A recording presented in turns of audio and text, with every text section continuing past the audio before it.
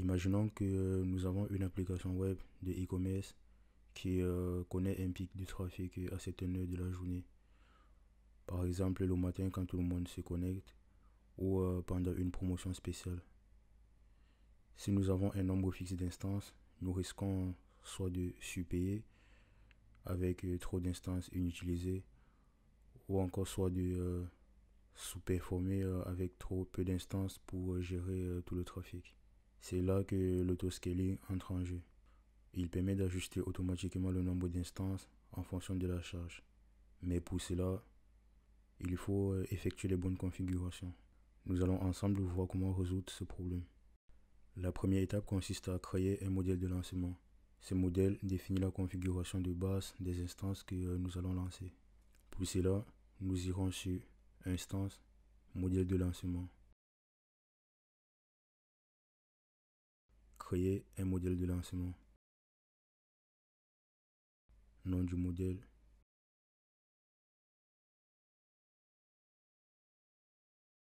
Description.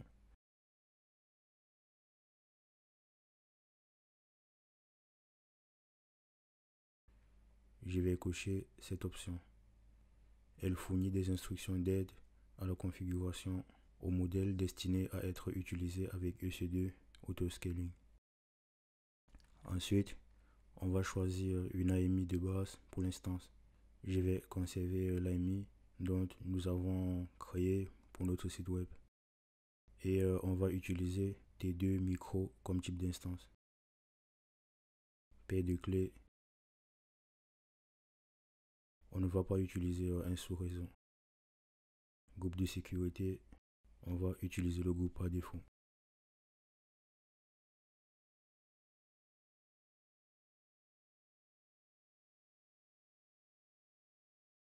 Volume EBS de 8 Go. Je vais laisser les autres paramètres ainsi.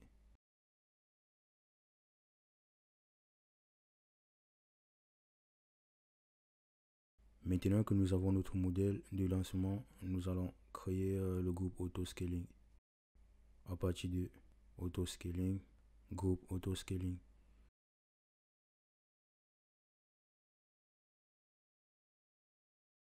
Créer un groupe Autoscaling. Nom du groupe.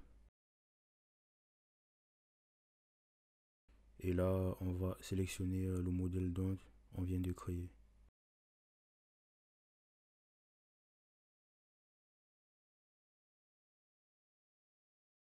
Option de lancement, on va conserver le VPC et on va sélectionner les zones de disponibilité.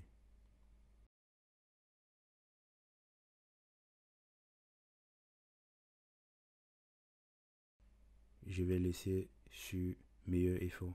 Avec cette option, l'autoscaling va essayer de lancer l'instance dans une autre zone de disponibilité saine si le lancement dans la première zone échoue.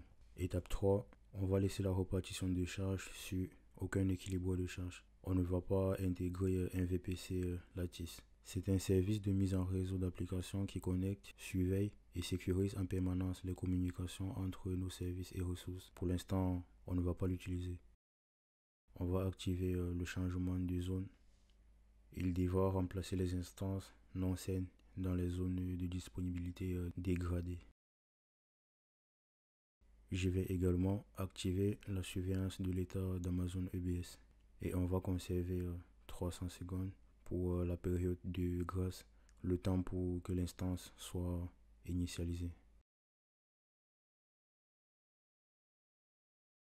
À présent, on va configurer la taille et la mise à l'échelle du groupe. Capacité de base et un groupe. Pour la mise à l'échelle, on va définir de 1 à 4 pour le moment. Et on va définir une politique de suivi des objectifs et d'échelonnement. On va se baser sur les métriques d'utilisation du processeur à 70% d'utilisation et 300 secondes pour le temps d'initialisation. On peut cocher cette option si on souhaite uniquement accroître les capacités des instances et non créer de nouvelles instances en cas de montée en charge. On va activer la collecte des métriques pour CloudWatch. On peut aussi ajouter des notifications pour être informé à chaque fois qu'une instance est lancée ou résiliée par notre groupe. Et aussi ajouter des identifiants pour faciliter les recherches. On va passer à la dernière étape pour vérifier nos configurations et effectuer des modifications si nécessaire. Groupe créé, l'autoscaling est prêt à fonctionner. Nous pouvons faire un test en utilisant un outil comme Apache JMeter ou une boucle de requête pour augmenter la charge du CPU.